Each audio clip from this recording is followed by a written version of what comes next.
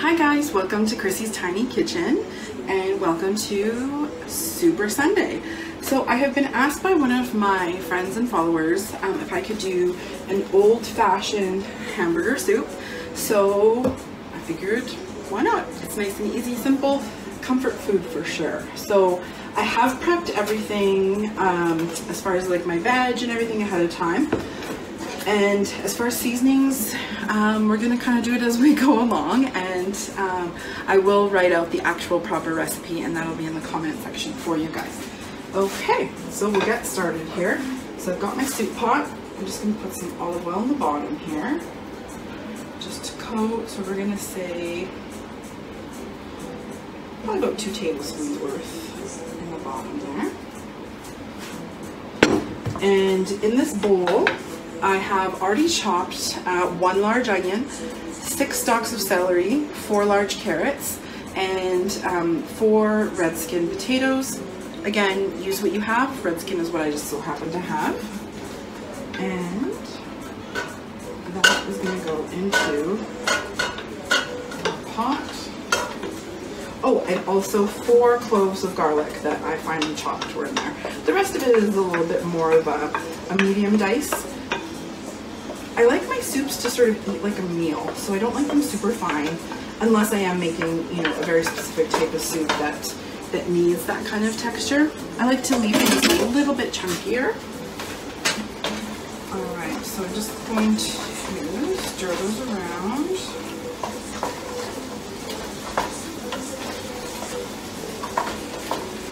Perfect, so everybody is coated in a little bit of oil. We're going to season with salt and pepper. And I like to season as we go.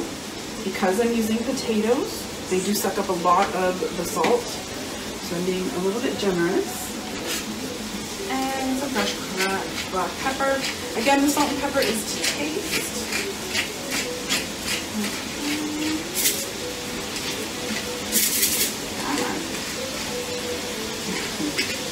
I do like a good amount of black pepper in there. There's not a lot of complex flavors in this soup, which are nice. Okay, so I've got my salt and pepper. Just going to toss that all around once again.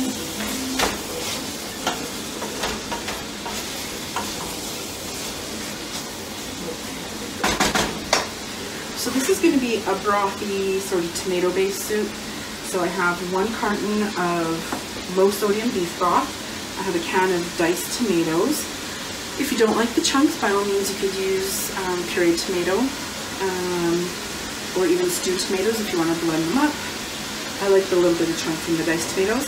I'm going to be using a little bit of tomato paste, and then I have a little bit of just a liquid beef bouillon to amp up the flavor as needed.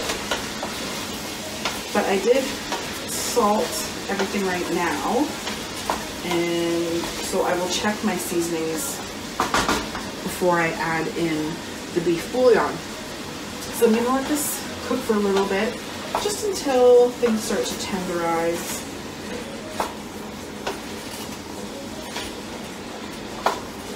Now I will say this soup can easily be done in your Instant Pot or in your crock pot.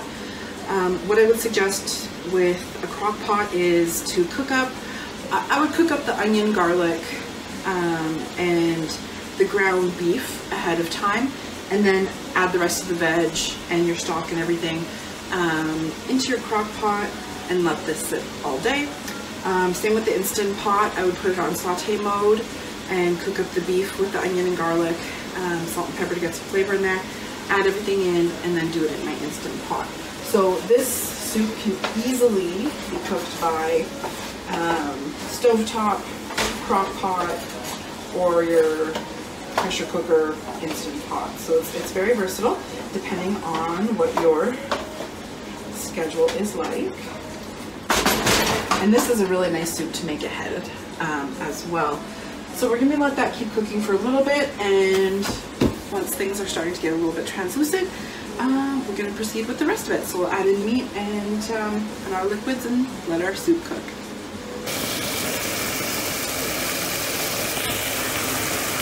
So you'll see here my carrots are getting bright, the celery is starting to get a little more green, translucent. So what I'm going to do is make a little hole in the center here. And that's kind of where I'm going to focus my ground beef when I put it in. And I'm also going to add 2 bay leaves and a little bit of oregano into there as well for seasoning. Okay, so just stand by here for just 1 second and I'm going to switch over to the other view as we add the rest of the ingredients in. Alright, so we're going to add in, it's about 1 pound of ground beef, give or take, that we're going to be adding in there. Get rid of that.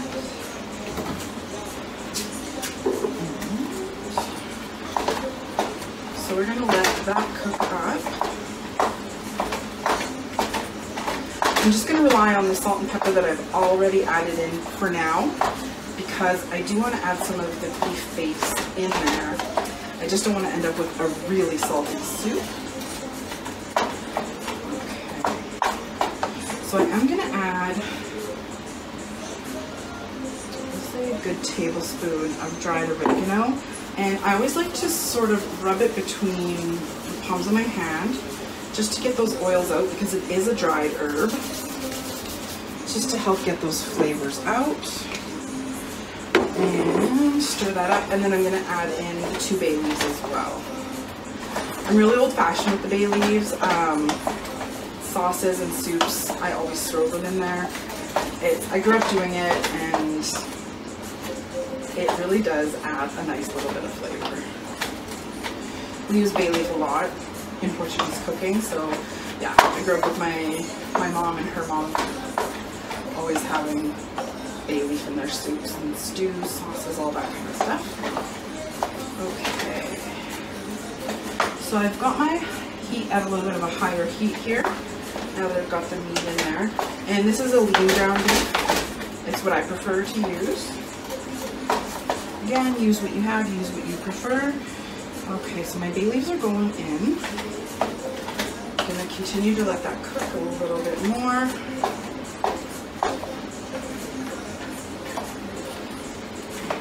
Once the meat is pretty much cooked, we'll add in the rest of our ingredients. So as you can see, very simple ingredients, simple soup. And this would be lovely as for dinner. Have this with maybe a nice grilled cheese sandwich, some fresh crusty bread, or some dinner rolls. And then some biscuits would be nice. And comfort food, fills you up. Again, you can also sneak some more veggies in there if you wanted to. I've done this with some zucchini added in. I will more than likely add in either some frozen mixed vegetables, maybe just some corn and green bean into it at the end. I just don't like to add those in yet because they'll just overcook and turn into complete mush by the time everything else cooks.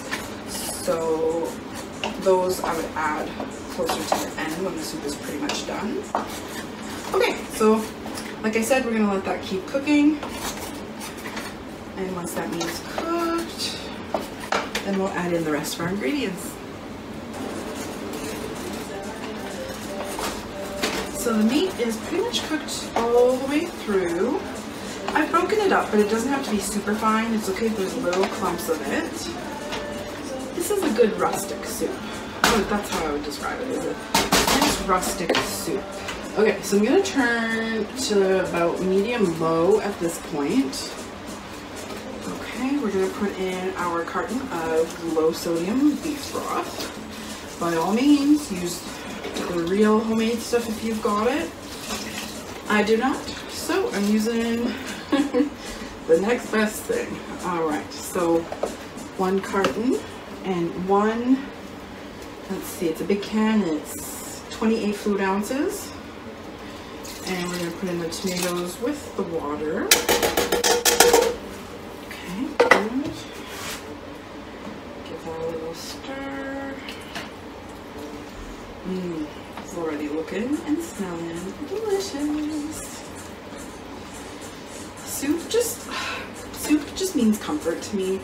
It's just, especially when I travel. When I travel, I'm away from home, especially if I've had to eat a lot of maybe fast food, processed food, grab and go. Oh my God, there's nothing like a bowl of homemade soup. And I definitely get that from my mom because she's the exact same way. Okay, perfect. And so let me just move those aside. And it's a pretty big can of tomato paste, but I only need some of it. So I'm gonna start off with one really good mounded tablespoonful. I don't want it to be overpowering, but I definitely want to enhance a little bit of the tomato flavor. Just stir that all throughout. I'm gonna give it a little taste and see. We'll see if we need a little bit more. I'm gonna guess another tablespoon. Let me just grab a spoon here for tasting. I just want to see where we're at so far.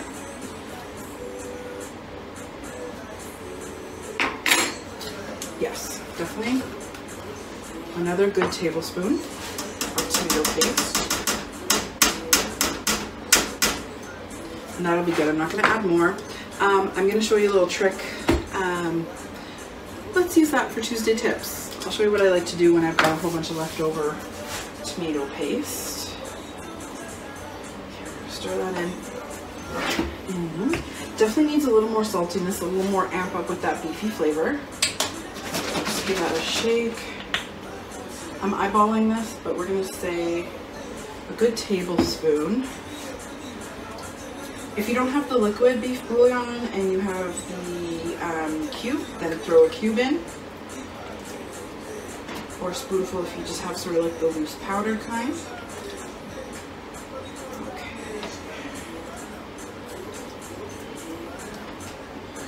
Everything's really well stirred around there.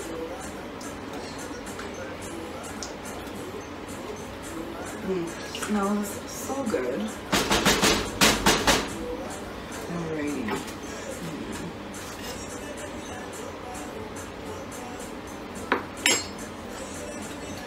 Oh, yum. Yep, we're gonna let that cook a little bit more. And I'm gonna add a little more pepper. Or should I say a lot more pepper?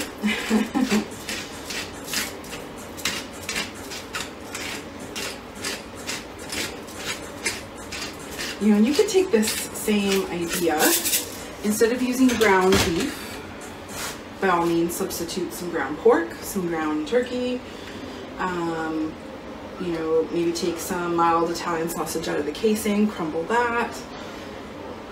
That's what I love about soups, is you kind of take a base, an idea, and you just switch it up. So, you know, you're craving this kind of a flavor profile. You don't have the ground beef, but you've got some Italian sausage. Okay, let's go with that. Always adapting to whatever I've got. And I want a little bit more salt, so I'm gonna add, so we're gonna say probably altogether 2 tablespoons of the beef bouillon. And then I'm gonna add just a little bit of water. So what I'm going to do is my can from the diced tomatoes, there's still some residue in there, so I'm going to just run my water through up the sides there, shake it around. We're going to say about a cup of water.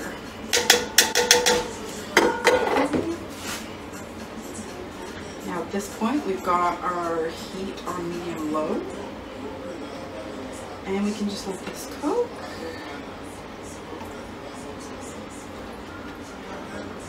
I'm just going to check my potatoes at this point to see if they're tender at all. And this guy's still pretty hard. Some of the smaller pieces have started to tenderize a little bit. So basically that's what I'm looking for, is for the potatoes to become tender all the flavors to meld together. And then I'm gonna look in my freezer and see what I have, but I definitely want to add some green beans into this. And I think some corn would be nice as well. So again, we're just gonna let this cook down. That's it. How easy is that? Let me just see here for flavor. Yes. Okay. So that is just gonna sit, cook a little bit more, and then we will finish it up in just a little bit. So as a finishing touch, I ended up adding 2 cups of frozen mixed vegetables in there. So again, you could completely omit this, add just corn, just beans, just peas, whatever you want to do. And I don't know, something I've always done, I like to cut, when I cut the bag open, I like to keep that little strip, and I just use it to tie the bag shut after. Boom. So keep them nice and tight, put them back in the freezer. So that is everything. Our potatoes are nice and tender. The frozen mixed veggies are nice and warmed through. Now you could leave out a little bit of the liquid if you wanted to and have it more of like a stew than a soup. I'm gonna get rid of that wooden spoon and grab my ladle.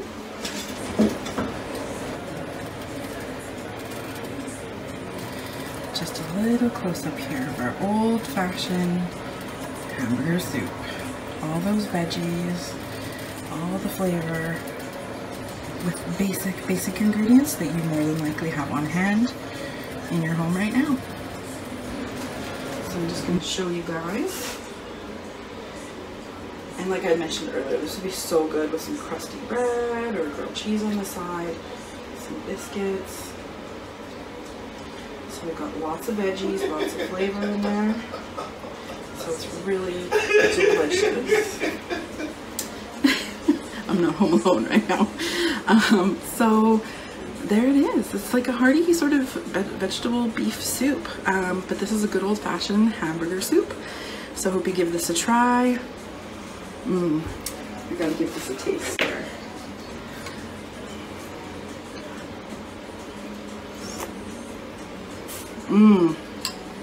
Delicious. So give this soup a try and let me know what you guys think. I also took out the bay leaves. I was count how many I put in, so I know how many I took out to take out. So I've taken my 2 bay leaves out, and we've just got this delicious, comforting homemade soup. So again, give this old-fashioned hamburger soup a try. Let me know what you think, and we'll see you guys next time.